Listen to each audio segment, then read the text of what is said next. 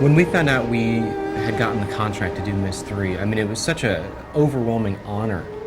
The only thing you could really equate it to is being in the film industry and having George Lucas say, "I'd like you to make the next Star Wars for me." There were certain themes in the game that we really wanted to stay consistent with, but we also wanted to add technology that would let the player look 360 degrees around them. We're not hiding anything, it's a complete world.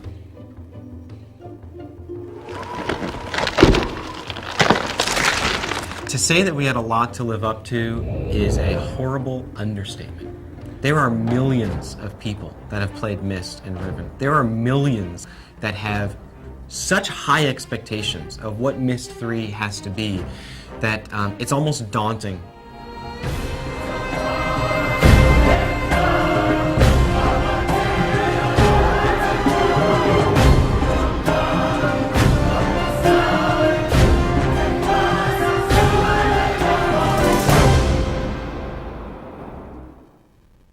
Myst was a remarkable product when it first came out in 1993. A company by the name of Cyan produced the product.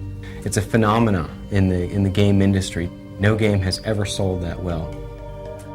The premise behind the Myst series is that this culture called the Dunny have found a way to link to the infinite possibilities that there are in the world by writing these books.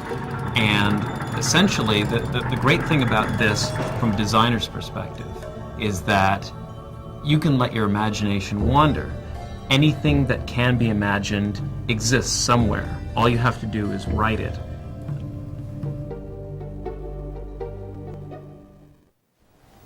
Atris, is that you?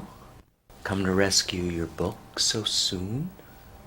The really early decision that we made was to try to create a story context that would really offer us the opportunity to create a lot of deliberate puzzles. The lesson age concept gave us a great foundation to start from. My sons, I promise to teach you the secrets of my ages. This world is the idea behind the lesson age concept began with a question. I was looking at Myst Island from the original game, and I was thinking, why would someone who has the ability to write a link to a world with such diverse and unusual elements within it?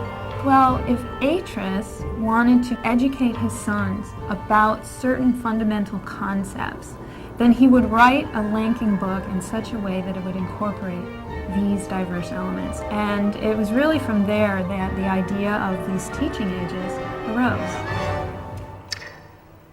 This what you expected, Atris? When you followed me here, hoping to reclaim Relation? One of the challenges of telling a story in an interactive game is that you can't always control what sequence of events is going to occur in the game. So in order to make a story work in Exile, we had to come up with ways in which we could tell the story from various directions. What's the matter, Atris? Can't remember how things work? You'd get snippets of the story the more you progress through the game. You've returned, but where's Relishan? I think what Cyan managed to capture in the Myst games is a world that felt very bizarre and surreal and intriguing, but at the same time somehow familiar. They would take these things that were perhaps medieval or Baroque and juxtapose them in a certain way that was impossible in our own world. And I think that made it very accessible for a lot of people. What I really wanted the designers to explore was the boundaries of what was defined as an age. In Myst and Riven, you see an age as this island within sort of an endless sea in this world. And for us, that could be anything. The environments of Exile aren't meant to be intimidating. Jananan is a very tropical environment and sort of a rock climber's paradise. Voltaic has sort of a Grand Canyon feel, a very majestic feel. Tamana is the new home for Atris and Catherine and their baby Yisha, so we wanted something that was very familiar, very Myst and Riven-like. Some of the other environments are very different. The original idea we had behind Idana, or the Life Age, as we referred to it in production, was to gather as much life and enrichment as possible into one area. This is basically all about life. The idea of the inverted tree was taking something normal and tweaking it and making it a little abnormal. Taking the tuft of the tree and turning that into the enclosure or the living space and letting everything else fall into the ocean, and then going for the absolutely radical. Technologically speaking, I mean, we ran into all sorts of issues. I was no longer confined to a flat two-dimensional map. I had to work three-dimensionally. I had to basically come up with another way to model this thing out. Everything was a challenge in this one. It is amazing how much work it takes to put together a project like this. You sort of have to step back and say, we are going to build the best game we can possibly build. We are going to put our heart and our soul into it.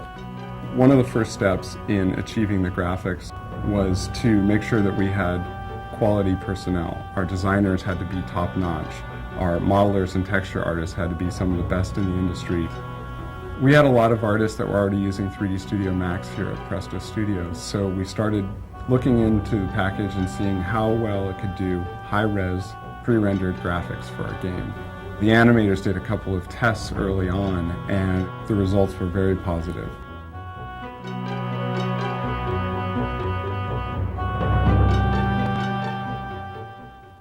The first challenge I faced on the Age of Junanan was building the terrain. I started out with a low poly proxy surface, which let us mask things in really quickly.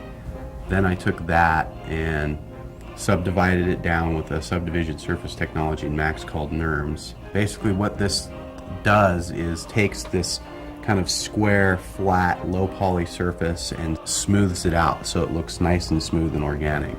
The next step of the process is to paint custom displacement maps for each of the pieces of geometry that will be in the terrain. And so what that allows us to do is actually paint the geometry instead of having to hand model every crease and bump and edge that goes into all this complex rock and terrain. One of the last things that we do when we're working on Myst III is something that we've kind of dubbed the Greeble Pass. We go ahead and go through the entire age and add things like grass, weeds, debris, you know, just the kind of things that bring the age to life.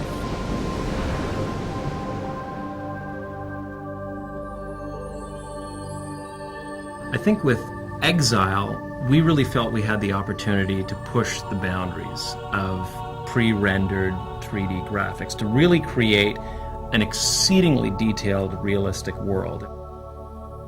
What I really wanted the textures to provide for the player was that connection to the real world.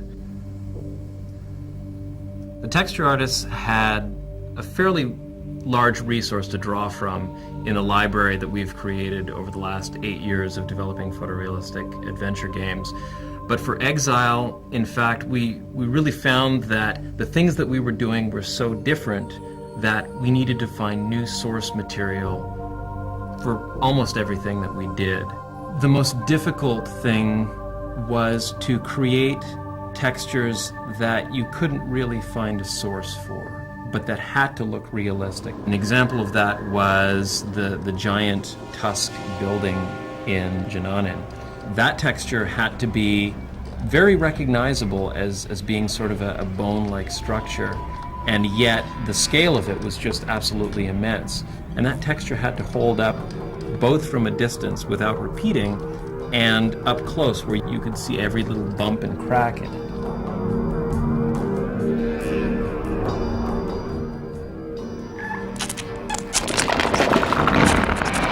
With the puzzles, we really wanted the player to have a clear idea of what they were going to do and what they were trying to solve, and be able to see the outcome of their trials right away. We decided to do prototypes very early on. We would do 3D animations to show what things might look like and how you would interact with them, or we'd do things in Director where we would actually script a puzzle and you'd be able to solve it there on the computer before it was visually beautiful. One of the things that we really felt we needed to do was to educate the player and prepare them for the challenges ahead. A lot of the ages are filled with things that you've never seen before, and we can't expect players to be able to look at them and just through their design be able to figure out what they do. When they approached a puzzle later on in the game, we wanted them to have something in the back of their mind, something that they had seen before that they would intuitively relate to the challenge that was placed in front of them. Great example of this was the Venus flytrap in Savidro's lair at the bottom of the tower in Janani. It served a story purpose in showing the development that Savidro had put into these traps that he had laid for Atris, but at the same time it gave us a way of foreshadowing the puzzle that was to come.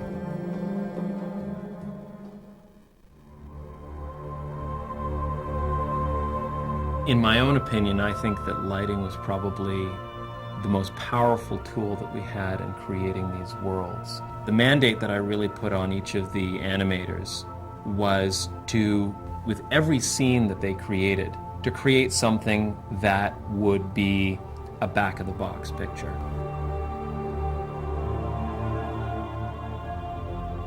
After Riven, I think players had an expectation of having more life in a Myst world. With the Squee, we saw a great opportunity to have a puzzle by manipulating that creature. The first step of my job for realizing the animation of the Squee was to build the model. Once I've got a good wireframe mesh built, then I go ahead and build the material that tells the surface of the Squee how it should react to light. The last part of that is actually building fur. We actually have a little plug-in in Max that models each individual hair on the surface of the Squee. Once everything is in place, then I go ahead and build a virtual skeleton that will sit inside the Squee, which is what I animate.